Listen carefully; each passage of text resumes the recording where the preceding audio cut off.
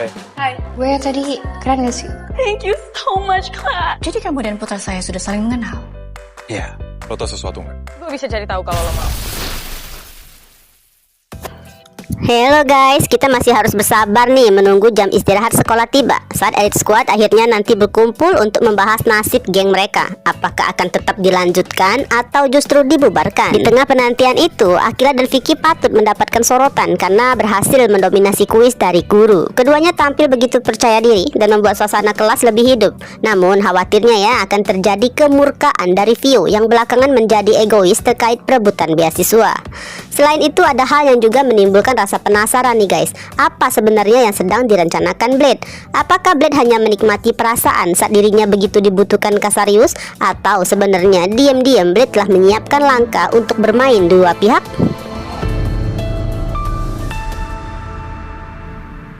Pagi itu penampilan Valerian udah terlihat sangat cantik dan elegan. Namun di balik sikap anggunnya tersimpan rasa penasaran yang sulit ditahan.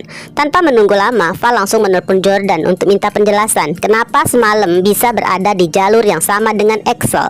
Nada suara Val tetap terdengar sopan dan anggun, tapi jelas terasa sangat tegas, seolah Val sedang menginterogasi dengan cara yang halus.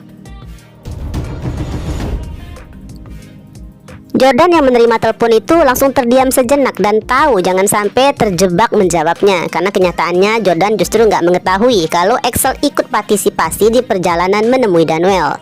Maka Jordan meminta waktu 5 menit dengan alasan pas sedang sangat sibuk menandatanganin dokumen. Padahal sebenarnya Jordan segera menelpon Fata yang saat itu udah tiba di sekolah untuk mengkonfirmasi situasi terkait Axel. Pas kebetulan banget ya, Fata sedang bersama Mohan. Hingga informasinya segera diselaraskan agar nggak menimbulkan bahaya bagi Axel. Sesuai pesan dari Daniel semalam guys, selama semuanya masih sebatas asumsi tanpa bukti, maka posisi Axel masih aman.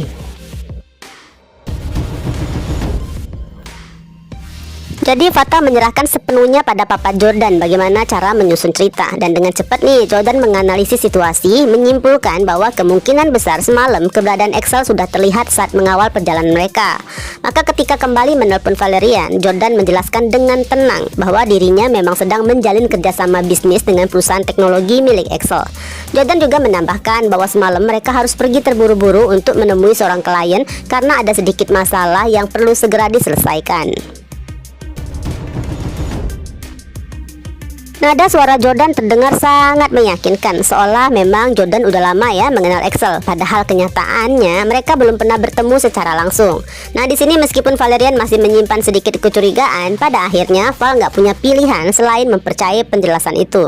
Bahkan Val pun hanya memerintahkan pada Matthew untuk melakukan sedikit penyelidikan, namun memutuskan membiarkan semuanya jika memang berkaitan dengan urusan bisnis aja. Lagi pula pikiran Val udah terlalu penuh guys dengan keanehan sikap putranya Axel. Karena itu Valerian sama sekali nggak sempat memikirkan hal lain yang sebenarnya cukup janggal. Seharusnya Val berpikir ya, mengapa semalam mobil keluarga Fernandez justru terlihat berkonvoi di area yang nggak jauh dari rumah kontrakan Zendiara dan Rose.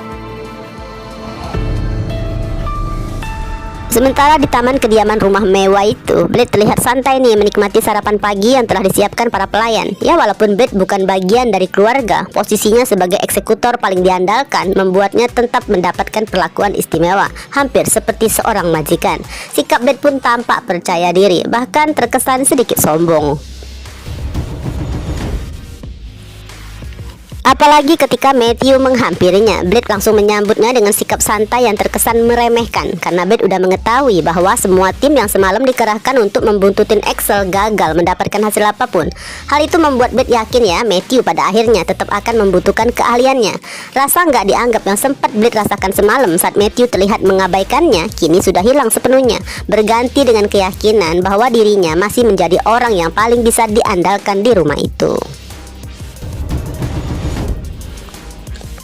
Nada suara Blade terdengar sinis yang nyaris seperti ejekan halus guys saat menawarkan untuk mencari tahu kemana sebenarnya tujuan Axel saat mengawal rombongan Fernandez semalam. Seolah-olah ya Blade adalah satu-satunya orang yang mampu membuka misteri tersebut. Namun dibalik sikap santainya sebagai eksekutor Casarius, seperti kita tahu Blade menyimpan satu rahasia penting. Sebenarnya Blade sudah melihat Daniel Alferic. Dari situ Blade juga bisa menebak guys bahwa Axel sedang mengawal pertemuan keluarga Alferic malam sebelumnya. Justru karena mengetahui kebenaran itu itulah Blade menawarkan bantuan pada Matthew. Di satu sisi, tawaran itu menjadi cara untuk mengalihkan perhatian agar nggak ada tim lain yang terlalu dalam menyelidikin kejadian semalam. Di sisi lain, Blade juga punya kesempatan untuk mengatur informasi yang ia berikan, mengarang cerita seperlunya agar tetap melindungi keselamatan Axel. Sekaligus Blade mengingat ancaman dari Daniel. Jika orang-orang di rumah itu ada yang tahu, maka Blade sebagai tertuduh yang membocorkan kemunculannya. Jadi sebisa mungkin Blade akan bantu menutupi jejak Daniel. Nah, di sini ya, perlahan sebenarnya Blade sedang berdiri di dua sisi yang berbeda, guys. Di permukaan, Blade tetap terlihat setia pada Casarius sebagai eksekutor andalan keluarga itu.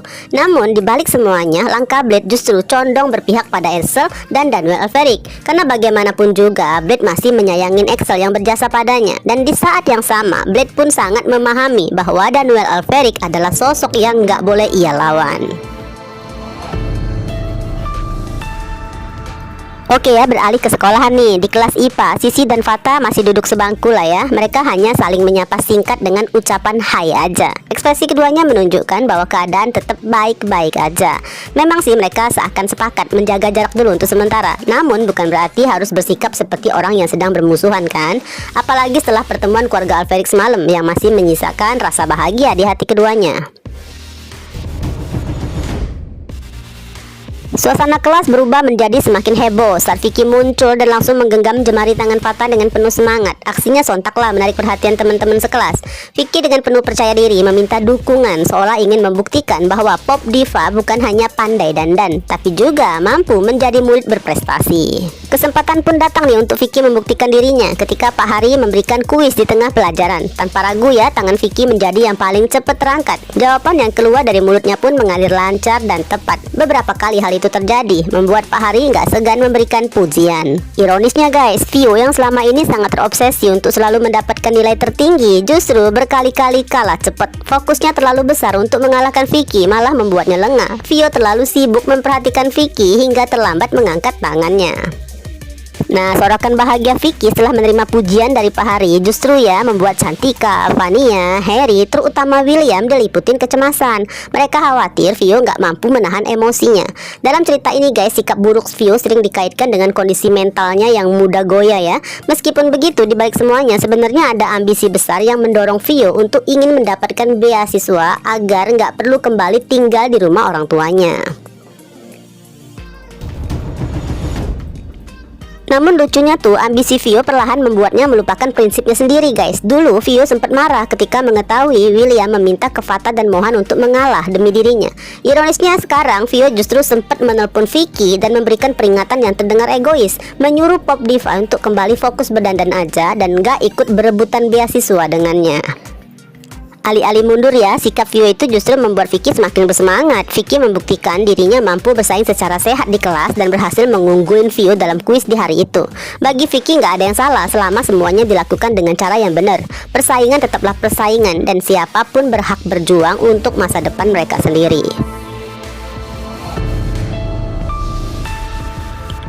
Sementara itu di kelas IPA, suasana belajar nggak kalah seru. Akila jadi sosok yang paling mendominasi saat kuis berlangsung, baik saat pelajarannya Pak Budi maupun pelajaran Bu Andita. Terutama ketika jam sejarah dimulai, kecerdasan Akila benar-benar terlihat sangat menonjol. Bukan hanya Akila mampu menjawab pertanyaan dengan tepat guys, bahkan Akila pun sering menambahkan penjelasan panjang dengan gaya bicaranya yang khas, terkadang terdengar absurd, tapi justru membuat penjelasannya semakin menarik. Cara berpikirnya yang unik membuat banyak yang lainnya terpukau ya, beberapa bahkan sampai tertawa, bukan karena mengejek, melainkan kagum melihat bagaimana Akila bisa mengaitkan berbagai hal dengan begitu cepat. Ya, hari itu hampir semua soal diborong oleh Akila. Sementara Shakira hanya sekali berhasil menjawab pertanyaan. Selebihnya, Akila terus menjadi yang paling cepat mengangkat tangan dan memberikan jawaban yang tepat. Tanpa disadari guys, pelajaran di sekolah menjadi pelarian yang sangat positif bagi Akila. Kesibukannya berpikir dan menjawab soal membuatnya sejenak melupakan tekanan dari masalah keluarga yang cukup membebani pikirannya. Di dalam kelas, seenggaknya ya untuk beberapa jam, Akila bisa merasa lebih ringan dan menjadi dirinya yang penuh percaya diri.